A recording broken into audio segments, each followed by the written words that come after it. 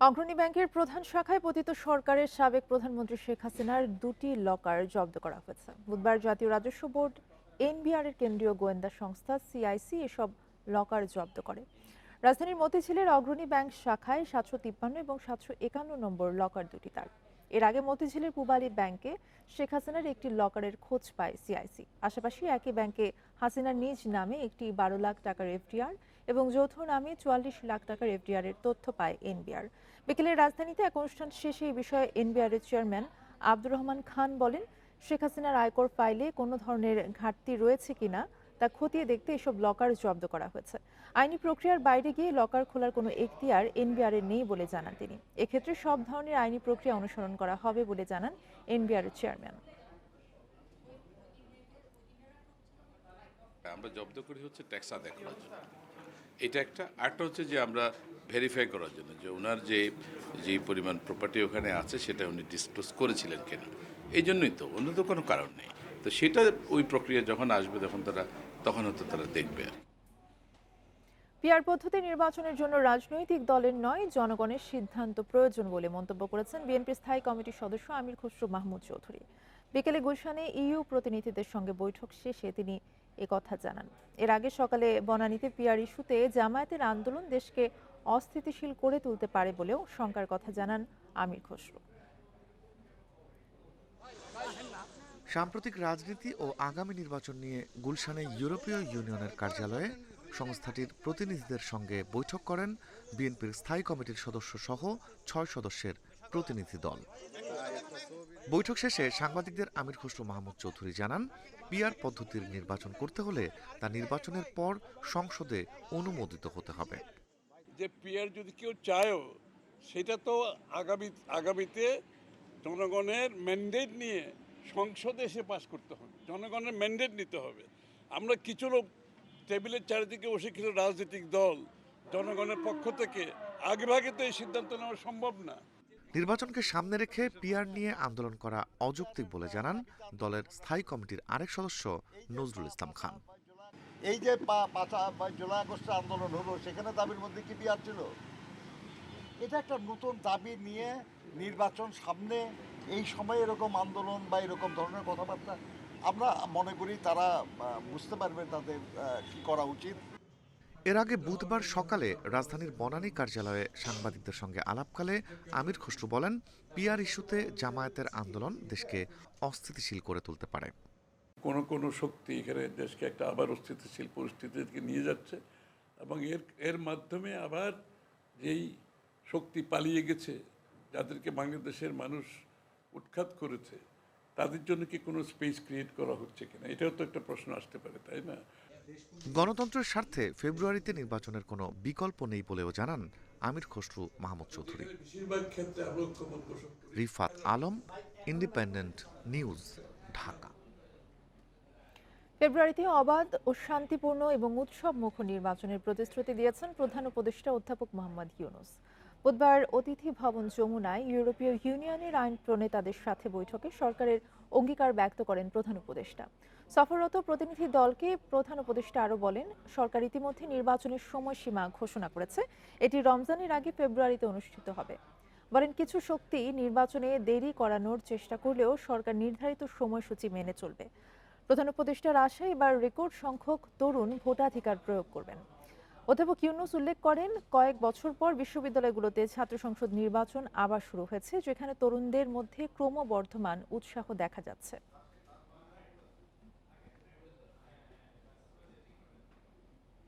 জুলাই সনদ বাস্তবায়নে গণভোটের পক্ষে বিএনপি ও জামায়াত, যদিও দিনক্ষণ নিয়ে আছে দ্বিমত। এনসিপি নেতারা জানিয়েছেন, এ নিয়ে দলীয় ফোরামে আলোচনার পর সিদ্ধান্ত জানাবেন। ঐকমত্য কমিশনের বুধবারের আলোচনায় সংসদ নির্বাচনের দিনে এই ভোট আয়োজনের প্রস্তাব দেন অধ্যাপক আলী রিয়াজ। চূড়ান্ত সিদ্ধান্তের জন্য অক্টোবরের শুরুতে আবার বৈঠক হবে। বুধবারের এই বৈঠকের মাধ্যমে রাজনৈতিক দলগুলোর সঙ্গে ঐকমত্য কমিশনের তৃতীয় দফার আলোচনা শেষ হয়। জুলাই সনদ বাস্তবায়নের রূপরেখা নিয়ে চূড়ান্তভাবে একমত না হলেও কাছাকাছি পৌঁছেছে বিএনপি জামায়াত। এই বৈঠকের আগেই বিশেষজ্ঞদের সঙ্গে আলোচনা করে কমিশন। জুলাই সনদ বাস্তবায়নে তাদের দেয়া 4টি প্রস্তাব, অধ্যাদেশ জারি, নির্বাহী আদেশ, গণভোট ও বিশেষ সাংবিধানিক আদেশ নিয়ে কথা হয় দলগুলোর সঙ্গে। সবাইকে ধন্যবাদ। এর মধ্যে গণভোট বিষয়ে রাজি বিএনপি ও জামায়াত। তবে বিএনপি সংসদ নির্বাচনের দিন এই ভোট চায়, জামায়াত চায় আগেই। আর সিদ্ধান্ত জানাতে দলীয় ফোরামে আলোচনার জন্য সময় চেয়েছে এনসিপি। যারা ভোট প্রদান করবেন এমপিদেরকে, তার মধ্যে ম্যাক্সিমাম ভোটার মেজরিটি যদি এই জুলাই সনদকে স্বীকৃতি দিয়ে, এই সংস্কারগুলোকে স্বীকৃতি দিয়ে হ্যাঁ বা না বলে, সেটা একটা লেজিটিমেসি আসবে। কনস্টিটিউশনাল অর্ডারের মাধ্যমেই এটা বাস্তবায়ন করতে হবে। প্রয়োজনে এরপরে গণভোটে আমরা যেতে পারি, তবে এটা ইলেকশনের পরে নয়, অবশ্যই জাতীয় সংসদ নির্বাচনের আগেই এ ব্যাপারে গণভোট হতে হবে। এই যে নতুন যে একটা জিনিস নিয়ে এসছে, এটার ব্যাপারে কিন্তু সবাই কনভিন্স না। এটার ব্যাপারে আমাদেরকে আরও আলোচনা করতে হবে। ফলে আমাদের পজিশন হচ্ছে গণপরিষদ কাম পার্লামেন্টের যে কথাটা আমরা বলেছি, এটাই আমরা আবার পুনর্ব্যক্ত করেছি, এবং বাকি যে নতুন প্রস্তাব আজকে মাত্র আসলো, এটা নিয়ে আমরা দলীয় ফোরামে আলোচনা করব। সনদ বাস্তবায়নে সরকারকে একাধিক প্রস্তাব দেবে কমিশন। তবে গণভোটের জন্য সংসদ নির্বাচনের দিনকে যৌক্তিক মনে করছেন সহসভাপতি। যেদিন পরবর্তী জাতীয় নির্বাচন অনুষ্ঠিত হবে, সে একই সময়ে গণভোট করা যেতে পারে, এবং যেই অর্ডারের কথা তারা বলছেন কনস্টিটিউশন অর্ডার, তার মধ্যে ওই গণভোটের বিধানটি অন্তর্ভুক্ত থাকতে পারে। সনদ ইস্যুতে চূড়ান্ত সমঝোতার জন্য আবারও বৈঠক ডাকবে ঐক্যমত্য কমিশন। সেটি হতে পারে আগামী মাসের শুরুতে। ইমিডিয়েটলি ইফেক্টিভ হবে। Sajjad Hossain, independent news, Dhaka. গণ অভ্যুত্থানের পর সংস্কার কার্যক্রম এবং জাতীয় নির্বাচনের মধ্য দিয়ে গণতন্ত্রের পথে বাংলাদেশের যাত্রার কথা জাতিসংঘের অধিবেশনে তুলে ধরবেন প্রধান উপদেষ্টা অধ্যাপক মোহাম্মদ ইউনূস। এবারই প্রথম 4 রাজনৈতিক সরকার প্রধানের সফর সঙ্গী হচ্ছেন। বিকেলে রাজধানীর ফরেন সার্ভিস একাডেমিতে সংবাদ সম্মেলনে এসব কথা জানান পররাষ্ট্র উপদেষ্টা তৌহিদ হোসেন। জাতিসংঘের সাধারণ পরিষদের ৮০তম অধিবেশনে যোগ দিতে ২১ সেপ্টেম্বর যুক্তরাষ্ট্রের নিউ ইয়র্কে যাচ্ছেন প্রধান উপদেষ্টা অধ্যাপক মোহাম্মদ ইউনূস। ২৬ সেপ্টেম্বর মূল অধিবেশনে ভাষণ দেবেন প্রধান উপদেষ্টা। জুলাই গণ অভ্যুত্থানের পর বাংলাদেশের সংস্কার কার্যক্রম এবং অংশগ্রহণমূলক জাতীয় নির্বাচনের মাধ্যমে গণতান্ত্রিক রাষ্ট্র ব্যবস্থা গড়ে তোলার কথা বিশ্ব দরবারে তুলে ধরবেন তিনি। সরকারের বর্তমানে অন্যতম অগ্রাধিকার হল জনগণের আশাকাঙ্ক্ষার প্রতিফলন ঘটিয়ে প্রয়োজনীয় সংস্কার করা এবং সুষ্ঠুভাবে আসন্ন জাতীয় নির্বাচন আয়োজন করা। এই প্রেক্ষাপটে এবারের অধিবেশনে আমাদের কাছে একটি সুযোগ বিশ্ব দরবারে ঐক্যমত্যের ভিত্তিতে পরিচালিত আমাদের চলমান সংস্কার কার্যক্রম এবং গণতন্ত্র অভিমুখে আমাদের যাত্রাকে উপস্থাপন করা। প্রধান উপদেষ্টা সফরসঙ্গী হচ্ছেন বিএনপির মহাসচিব মির্জা ফখরুল ইসলাম আলমগীর, দলটির ভারপ্রাপ্ত চেয়ারম্যানের পররাষ্ট্র বিষয়ক উপদেষ্টা হুমায়ুন কবির, জামায়াতে ইসলামীর নায়েবে আমির সৈয়দ আবদুল্লাহ মোহাম্মদ তাহের ও জাতীয় নাগরিক পার্টির সদস্য সচিব আখতার হোসেন। বিশ্ব দরবারে বাংলাদেশের ঐক্যমতের প্রতিফলন ঘটাবে এ উদ্যোগ, জানালেন পররাষ্ট্র উপদেষ্টা। 4 জন রাজনীতিবিদ যাচ্ছেন। এটা করা হয়েছে কারণ যেহেতু আমরা একটা পর্যায়ে লেগে যাচ্ছি যেখানে রাজনীতিবিদদের কাছেই দেশের সার্বিক পরিচালনা ভার হস্তান্তর করা হবে, কাজে সেই হিসাবে তাদেরকে আমরা এই প্রতিনিধি দলে অংশভুক্ত করছি। নিউ ইয়র্কে বাংলাদেশের প্রতিনিধি দলের নিরাপত্তায় সর্বোচ্চ সতর্কতার কথাও জানান উপদেষ্টা। বাধা দেওয়া, স্লোগান দেওয়া, মিছিল বা ওই রাস্তাতে ডেমনস্ট্রেট করা, এগুলি কিন্তু আটকানোর কোনো রাস্তা আমাদের নেই, কারোই নেই, ওই দেশের সরকারেরও নেই। তারা এটা দিতে বাধ্য। শুধু ডেলিগেশন সদস্যদের যেন নিরাপত্তা সঠিক থাকে।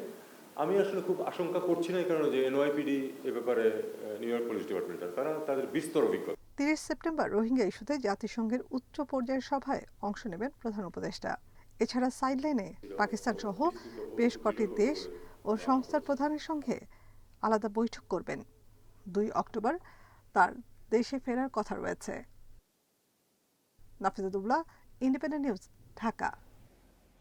ইসলামী ব্যাংক থেকে ঋণের নাম করে ৩৬৩ কোটি টাকা আত্মসাতের অভিযোগে এসালম গ্রুপের চেয়ারম্যান সাইফুল আলম, নাবিল গ্রুপের এমডি আমিনুল ইসলাম সহ ৪৩ জনের বিরুদ্ধে মামলা করেছে দুদক। বিকেলে দুদকের প্রধান কার্যালয়ে সংবাদ সম্মেলনে সব তথ্য জানানো হয়। দুদকের মামলার তথ্য অনুযায়ী ২০১৩ সালে ৩০ বছর স্থায়িত্ব ধরে চীন থেকে ৬৫০ কোটি টাকায় ২০টি ডেমো ট্রেন আমদানি করে রেলওয়ে। তবে কেনার ৫-৬ মাসের মধ্যে ট্রেনগুলো বিকল হতে শুরু করে এবং ৩ বছর আগে সবগুলো স্থায়ীভাবে বন্ধ হয়ে যায়। সম্ভাব্যতা যাচাই না করেই অকার্যকর ডেমো ট্রেন কেনায় প্রায় ৬০০ কোটি টাকার ক্ষতি হয়েছে। এ ঘটনায় রেলওয়ের সাবেক মহাপরিচালক তৌহিদুল আনোয়ার চৌধুরী সহ ৭ জনের বিরুদ্ধে মামলা হয়েছে। এদিকে ১৬ কোটি টাকার সম্পদ গোপন ও ১২ কোটি টাকার বেশি সম্পদ দখলে রাখায় উপানুষ্ঠানিক শিক্ষা ব্যুরোর সাবেক মহাপরিচালক আবুল কালাম আজাদের বিরুদ্ধে মামলা করেছে দুদক।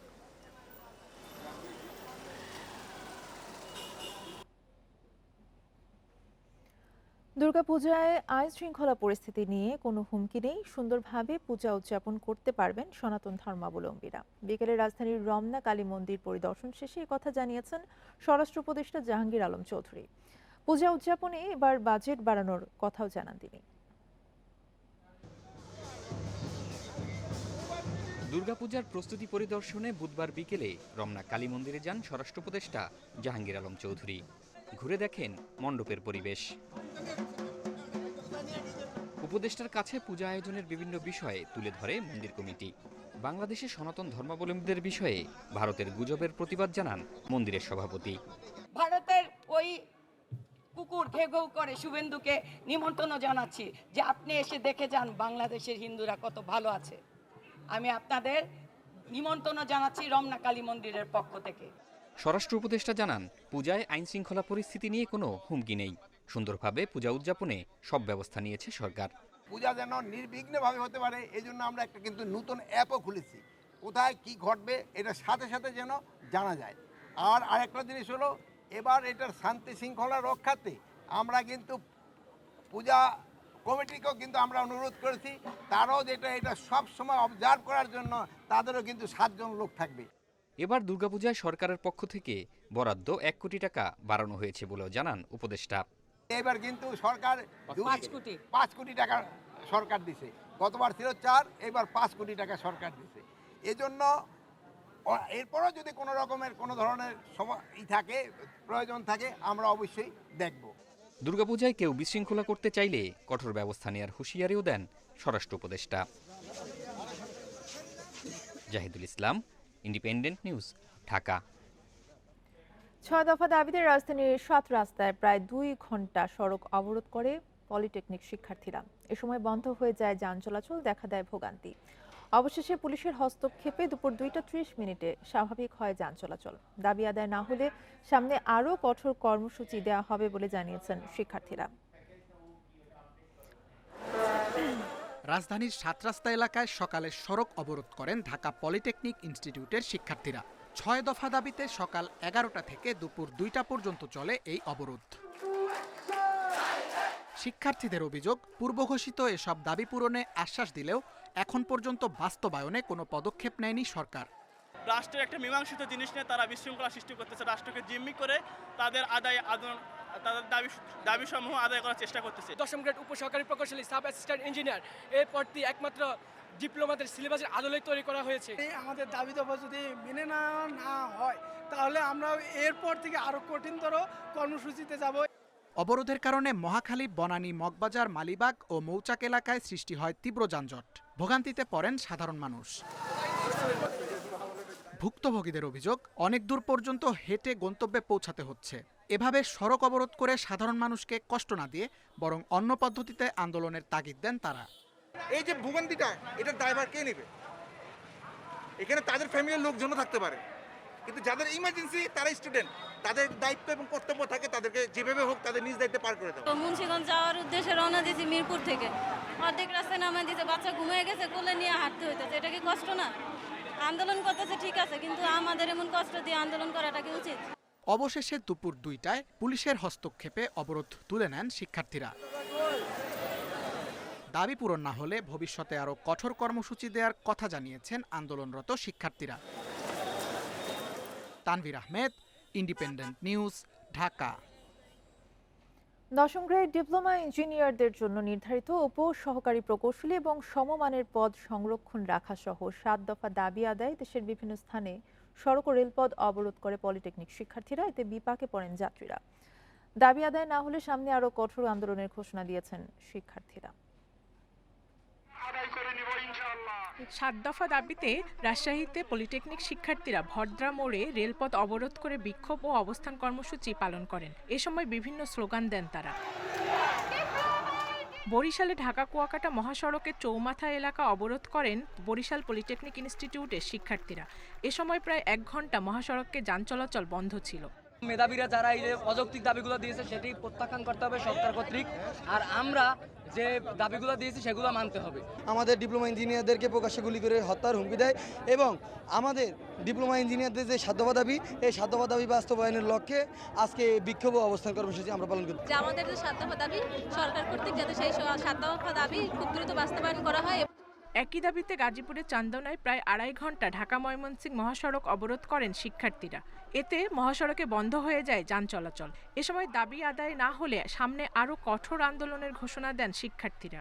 আমাদের ডিপ্লোমাদের নিয়ে যে বৈষম্য হচ্ছে, আমি তার তীব্র নিন্দা এবং প্রতিবাদ জানাচ্ছি। প্রকৌশলী শিক্ষার্থীরা দেশের বিভিন্ন প্রান্তে মব সৃষ্টি করে আমাদের উপরে উস্কানি সহ বিভিন্নমূলক কটূক্তি দাবি করে আসছে।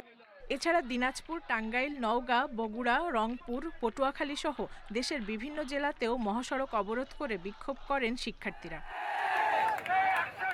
ডিপ্লোমা প্রকৌশলীদের প্রকাশ্যে গুলি করে হত্যার হুমকি, প্রকৌশল সেক্টরে পেশাগত সমস্যা নিরসনে গঠিত অসম কমিটি প্রত্যাখ্যান এবং ডিগ্রি প্রকৌশলীদের অযৌক্তিক 3 দফা দাবি রাষ্ট্র কর্তৃক বাতিলের দাবিতে সারা দেশে সব সরকারি বেসরকারি পলিটেকনিক ইনস্টিটিউটে একযোগে এ বিক্ষোভ কর্মসূচি পালিত হয়।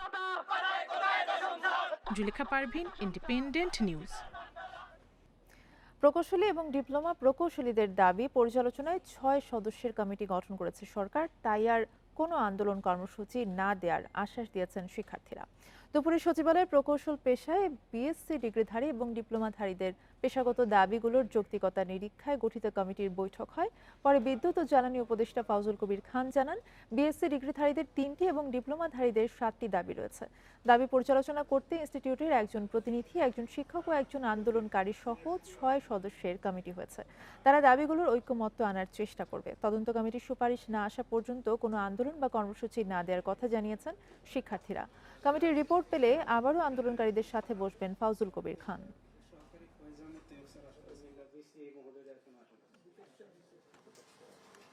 স্নাতক ডিগ্রিধারী যারা তারা ইঞ্জিনিয়ার লিখবেন এবং অন্যরা নামের আগে ডিপ্লোমা ইঞ্জিনিয়ার লিখবেন। এটা একটা প্রস্তাব।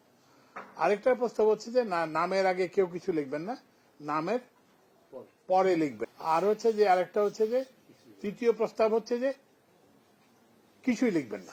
ওনারা প্রতিশ্রুতি দিয়ে গেছেন যে আজকে থেকে আর কোনো আন্দোলন হবে না। 24 ঘন্টায় ডেঙ্গুতে আক্রান্ত হয়ে অন্তত 5 জনের মৃত্যু হয়েছে। তাদের মধ্যে 2 জন ঢাকা দক্ষিণ সিটি কর্পোরেশন এবং 3 জন রাজশাহী বিভাগের। মারা যাওয়াদের মধ্যে 1 জন পুরুষ এবং 4 জন নারী। চলতি বছর জানুয়ারি থেকে এখন পর্যন্ত এই রোগে প্রাণহানি বেড়ে দাঁড়িয়েছে 161 জনে। বুধবার স্বাস্থ্য অধিদপ্তরের প্রেস বিজ্ঞপ্তিতে এসব তথ্য জানানো হয়েছে। বিজ্ঞপ্তিতে আরও বলা হয়, 24 ঘন্টায় হাসপাতালে ভর্তি হয়েছেন 622 জন রোগী। তাদের মধ্যে 36% নারী এবং 64% পুরুষ। ডেঙ্গু আক্রান্ত হয়ে জানুয়ারি থেকে পর্যন্ত 39,814 জন হাসপাতালে ভর্তি হয়েছেন। এদিকে 24 ঘন্টায় সারা দেশের বিভিন্ন হাসপাতাল থেকে ছাড়পত্র পেয়েছেন 508 জন। আর জানুয়ারি থেকে এখন পর্যন্ত ছাড়পত্র পেয়েছে মোট 37,688 জন।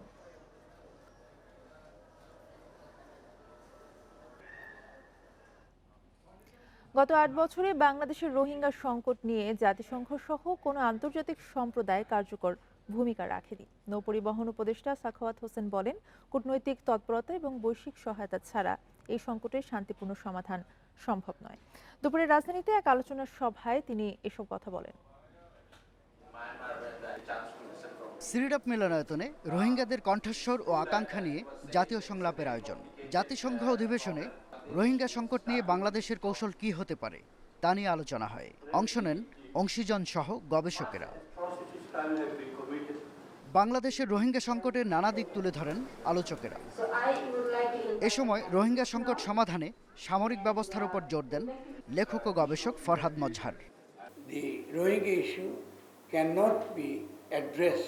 রোহিঙ্গা সংকট সমাধানের জন্য আমাদের প্রস্তুত হতে হবে।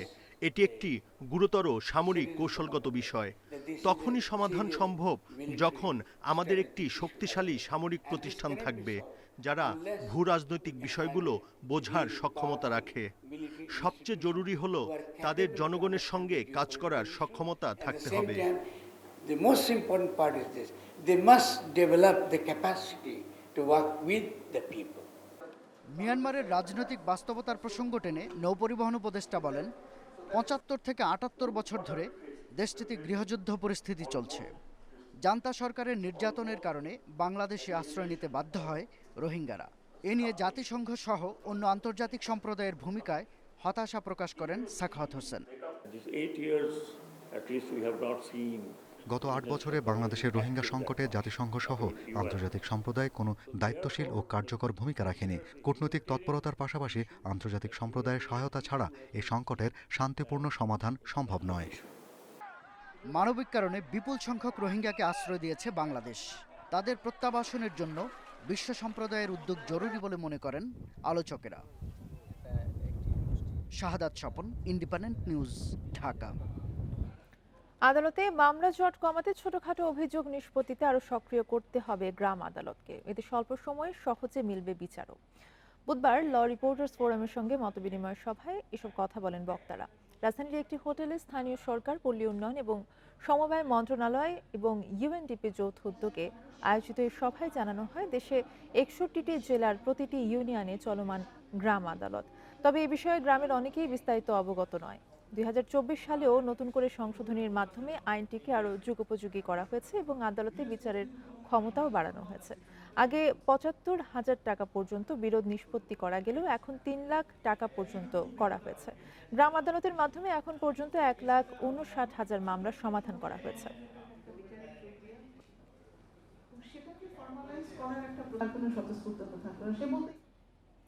মোবাইল অপারেটর গ্রামীণ ফোনের বিরুদ্ধে কম দামে সিম বিক্রি করে বাজার দখলের অভিযোগের শুনানি অনুষ্ঠিত হয়েছে। দুই মোবাইল অপারেটর রবি ও বাংলালিংকের অভিযোগের প্রেক্ষিতে প্রতিযোগিতা কমিশনে এই শুনানি অনুষ্ঠিত হয়। তবে গ্রামীণ ফোনের দাবি, তারা কোনোভাবেই প্রতিযোগিতা বিরোধী কার্যক্রমে জড়িত নয়। এছাড়া মূল্য নির্ধারণ, বিপণন ও বিতরণ সম্পর্কিত সব অভিযোগ অস্বীকার করে প্রতিষ্ঠানটি। শুনানিতে ব্যারিস্টার শরীফ আহমেদ গ্রামীণ ফোনের পক্ষে আপত্তি উপস্থাপন করেন। এই অভিযোগ টেলিযোগাযোগ নিয়ন্ত্রক সংস্থা বিটিআরসির অধীনে নেয়ার যুক্তি দেন। অভিযোগটি প্রতিযোগিতা কমিশনের এখতিয়ারভুক্ত নয় বলেও জানান। রবির পক্ষে আইনজীবী ব্যারিস্টার সামির সাত্তার অভিযোগটি প্রতিযোগিতা কমিশনের অধীনে রাখার পক্ষে যুক্তি উপস্থাপন করেন। এদিকে শুনানিতে যুক্তি উপস্থাপনের জন্য সময় চেয়েছে বাংলালিংক। শুনানি শেষে রায় দিতে ২২ সেপ্টেম্বর দিন ধার্য করেছে প্রতিযোগিতা কমিশন।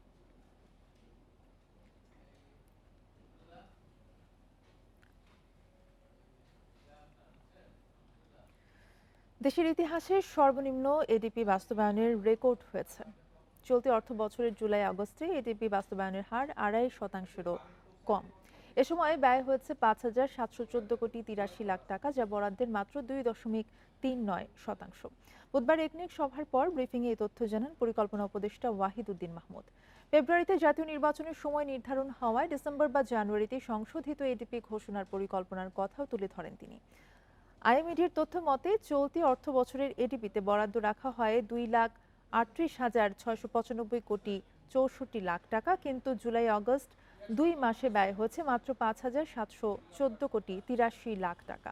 গত অর্থ বছরের একই সময়ে ব্যয় হয়েছিল ৭,১৪৩ কোটি ৮ লাখ টাকা বা ২.৫৭%।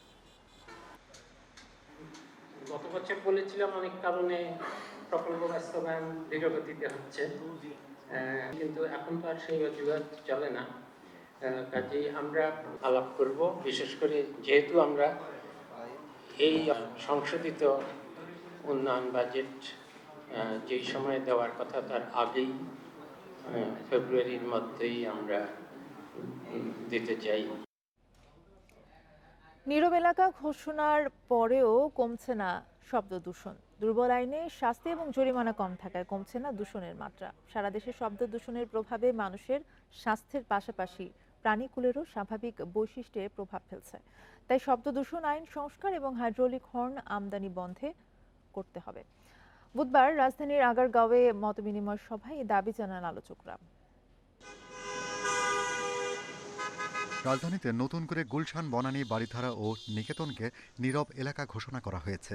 এর আগেও সচিবালয়, বিমানবন্দর এলাকাসহ 4টি স্থানকে শব্দদূষণ মুক্ত ঘোষণা করা হয়, কিন্তু সময় গড়ালেও রাজধানীর অভিজাত এলাকায় দূষণের মাত্রা কমেনি। বুধবার রাজধানীর আগারগাঁওয়ে পর্যটন ভবনে শব্দদূষণ প্রতিরোধ শীর্ষক এক মতবিনিময় সভা অনুষ্ঠিত হয়। আলোচকরা জানান, দুর্বল আইনের কারণে দূষণ নিয়ন্ত্রণে আসছে না।